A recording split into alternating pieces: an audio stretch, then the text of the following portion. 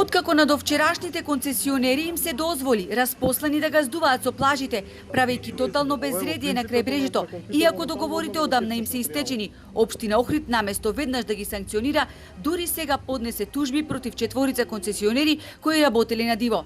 Најавуваат дека тужби ќе фрчат и за сите кои без концесија ги узурпирале плажите.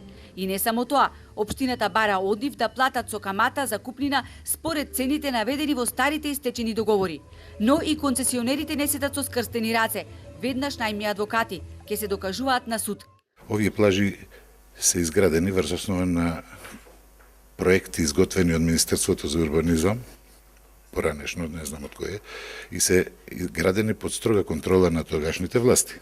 И треба да се најде начин како тие објекти да се вклопат во овој развој, независно и да се овозможи нивно понатамошно екзистирање во смисла на планот на заштита.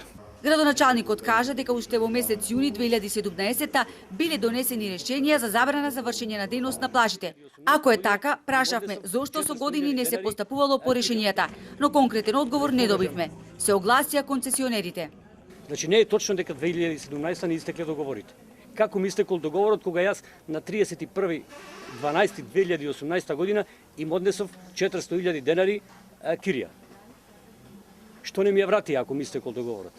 Сликата не е ништо подобра нити на Струшкото крајбрежје. Од регионалната комисија на УНЕСКО кажаа што затекнале на терен.